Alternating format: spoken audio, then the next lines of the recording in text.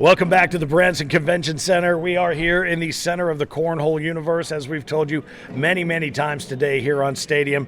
These are the greatest cornhole players in the world, one of them working their way towards a $20,000 payday on Sunday right here on Stadium. I'm in the booth here calling the action. I am Finn, the loudmouth for the ACO, joined by the big mouth of the ACO. That would be William Boom Howell. You will hear a couple of boom booms. You will hear a couple of bang bangs, I do believe, when these two get out here. And maybe one of the tallest and one of the not so tallest players in the ACO getting ready to square off Brian Jones against Issac Hurt, who we have seen a couple of times throughout the course of the day today. Certainly different styles getting ready to take off here.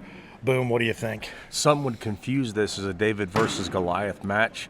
They're sadly mistaken because Issac is cleaning through a bunch of great competition this weekend and ready to make his way into that little rifle that he wants to buy with that prize money. But there you go. Brian Jones has something else to say about it right now. Well, I don't know if you would call it Goliath versus Goliath or David versus David based on who won, but I'll tell you right now, they've exchanged taters. They've had their down and back, and the higher seed is going to be the blue bag held by Brian Jones. He will have the first pitch and the opportunity to control the hole. But Issac Hurt, younger brother of Caleb Hurt, who we saw earlier today, who is playing Hurt, and we'll get to that here in just a couple of moments. But these guys are ready to go. First bag is flying, shortened to the right, not probably exactly how you expected to start, but followed by Isaac's bag that'll probably be cleaned up very quickly by Brian Jones. And what you'll notice about these two gentlemen's pitches is there's no pause in between, so it's going to be a very fast-paced match. I mean, there may be some calculations, small and in between, but there's not going to be any pauses, that's for sure. Well, we did have an opportunity to talk to both of them in between, and the devil-may-care appearance of the way that Issac plays the game, spinning the bags in between and that sort of thing, and then the speed factor that you talked about with the corny 40 wearing jersey Brian Jones there. He says, I go out there, it's either going to go in or it's not. There's no reason to overthink it. Two bags off to the right in both those frames right there. Brian Jones on the last frame, he went to the right. That frame, he went to the right with the first bag. A little favor there for Issac. Issac puts one up at about 11 o'clock. That bag likely out of play. Nice cleanup there and a drag bag from Jones. And pair of tens. Couple of tens, and that's a pretty good average. If you're a cornhole player and you're looking to get your average up, can you win consistently with a 10? Is that, or is it going to have to be 12s? No, not this tournament. You can't win. Oh no, I'm just saying for the backyard player. If you're yes. somebody who's taken on the game, if you're up there and you're rocking at least 10s, you've got to be pretty solid, at least in the neighborhood, but not here. I think probably for the backyard, 8s is doing pretty good. 10s is you're cleaning up some competition, but here you're going to have to go round for round. Luckily, these guys, they have these brand new Pro Series ACO bags, and they're not used to them, so there's going to be some miscalculations because of the sticky side of these bags and the quick side of the fast side, so they're not used to them. I mean, they're great players, but, they are not used to the bags, so there won't be 12s all day with these bags with any of these players. Sure. Well, you just saw Issac there, and his favorite, for lack of a better term, trick shot is that heavy push, and I think he tried it, just missed it a little bit to the left, and left it hanging outside the 11 o'clock spot on the hole, giving up 4 to Jonesy, and Brian Jones has the lead bag with that blue bag. That's one thing you don't want to do is give Brian Jones a big lead because he's just going to block you and just airmail right over top of it. He's more comfortable with that airmail shot than he is with a slide shot, so he's dangerous with these bags. He's the best finish of his pro career was 4th with some bags just like this called fast tracks. Sure. Fast tracks are the old Pro 450s are his preference because he's just comfortable throwing that stick side down all the time. And with that, he throws the slick side, puts it in, and allows Issac to get a 4-bagger there, and he pulls off a couple of points to get himself back into at least the positive category, 4-3. We have yet to have or 4-4, I apologize. We have yet to have a skunk today. Earlier we thought we might be looking at one, and that was immediately when that 0 came and the goose egg came off the board. So that first bag goes to Issac now, that all-important first bag. He goes ahead and puts it right where he wants it, right in the hole. Stacking up a couple here. it's a perfect time for Brian Jones to throw this airmail drag, and he's going to put it up in the air and toss it in. A little long. Felt it, knew it was there, just hit it a little long. He'll go again right now. He won't miss twice in a row, I don't think. Oh, he backsides it. Oh my goodness. Got us a shot right here at taking a couple. Oh, and Isaac. He's going to try it, but I don't know if he can pull that other one.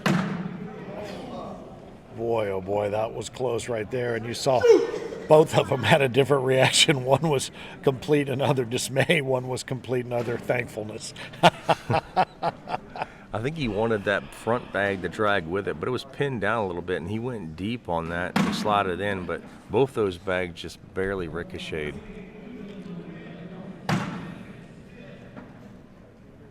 Missing just a little bit off to the left now. First handful of frames missing to the right. Here we go. Up top. Stepping in tight to the board. Up top we go.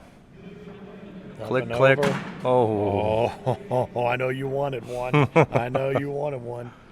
Push shot. He sends it on the back lane up there. Brown's going to have to pin it up or push it in. He pushes up in the front, leaves it up front with two babies on the front. All of them go in. Nicely cleaned up there by Isaac. And leaves one up short. Brian Jones cannot handle leaving one short. It bothers him worse than anything else to leave it short. Just throw it, he says. Just throw it. 9-4, Isaac.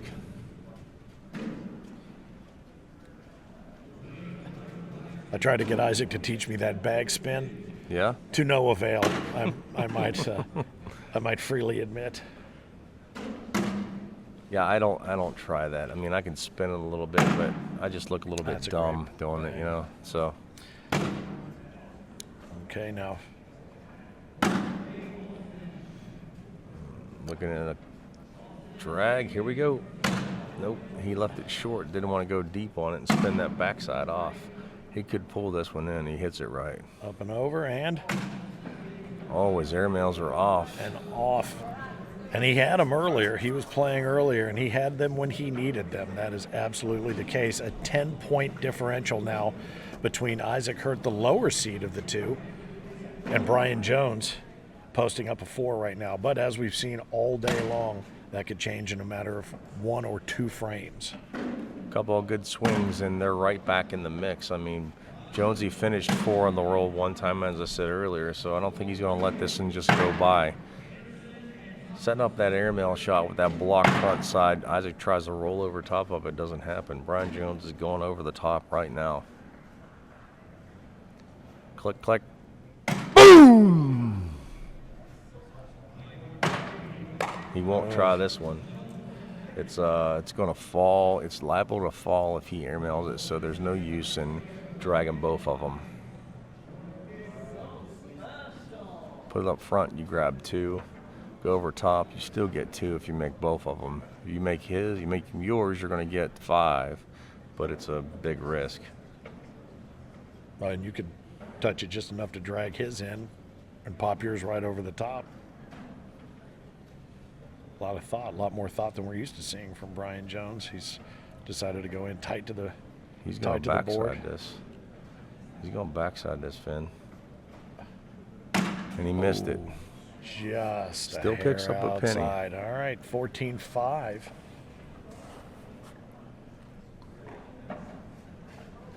Isaac very kindly updating the score for Brian. It was very polite. Fine young man. A young man who started playing when he is 8. And as we mentioned before, he is the ripe old age of 13. Wow. One of the many outstanding juniors in the ACO, and a great part about the ACO is from juniors to seniors and everyone in between, we have champions at every single level. Brian Jones is going to pick up a few points right here. He's going to try to shove Isaac's bag out of the way, his fast side down. He leaves his bag over the hole, so it prevents Isaac from airmailing. But Isaac's going to push through, goes over the back, giving a big shot opportunity for Brian Jones. Can airmail this. Airmail drag, nope, shorts it, drops 1, picks up 3 so far. Isaac jams up center, give him 2, I think. 5 to the 5. Picks up 5. 5 spot, 5. Picks up that first bag. 14-10. And this is a play-in game. The winner of this game is automatically one of the final 8 for tonight that will advance to the round of 16 on Sunday. $20,000 awaits the winner in the first ever ACO Pro Series Cornhole Championship. Jonesy goes in the hole that time. That's a little uncharacteristic of him. He's usually setting that blocker up on the front just like that.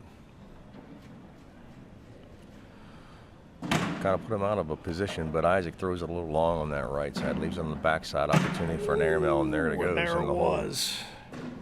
Hole. He's going to drag it. He's going to put it in there.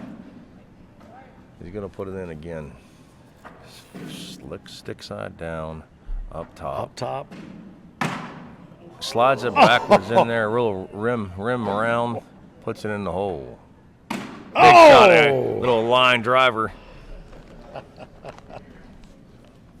Plus There was no hesitation whatsoever. It's like, all right, that's what I need to do. That's what I'm going to do. They know, Jones but picks up 2. Just an automatic, reflex nearly, and it was a line drive, barely taller than the shield on his jersey. Right. Another uncharacteristic first bag in the hole.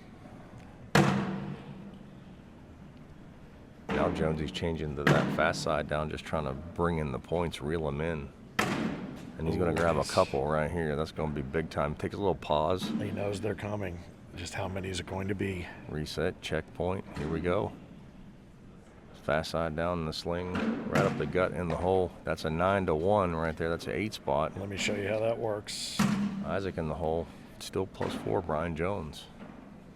And he shanks it. Oh, and he lets Issac. +3. Right back in, but Right. he takes the lead, 15-14. Just that quickly it can change.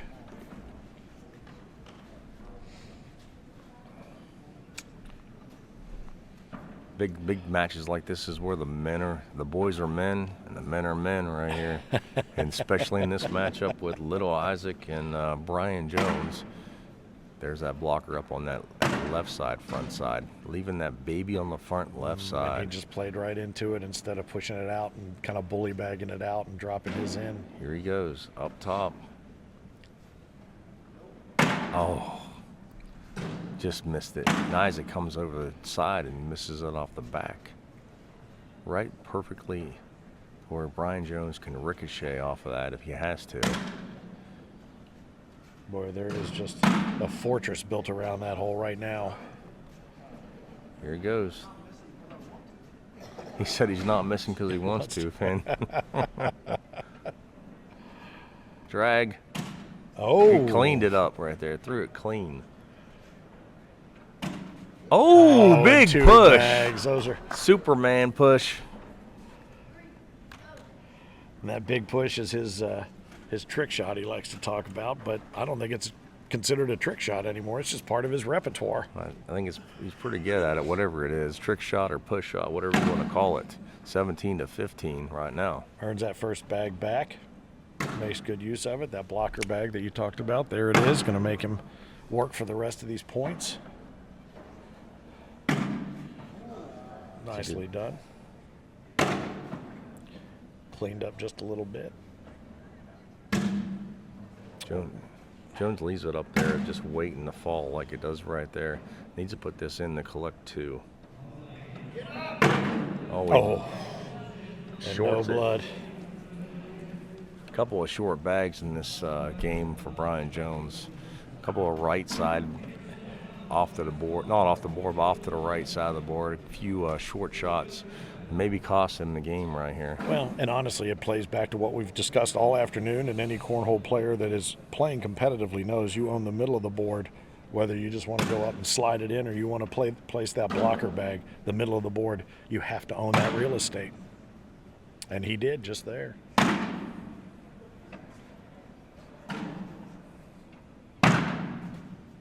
That's off to the right a little bit. That's a good bag by Issac. Jones is going to step out and try to slide it right in there. Pins it up nicely, but I think that Isaac's going to come through. Came through flat. Oh I thought he might come in a little bit sideways, but he came through flat and it didn't have enough oomph. I can't see that side of the hole, but it seems to me that Brian Jones could potentially put it in, but he might just board it. I don't know. He could likely slide one in, but he looks like he's got sticky side down right now, so he's thinking it through. Is he going up top? Oh, +3. Is it 3? 20. He was giving up that shot, just trying to sink both those bags back there.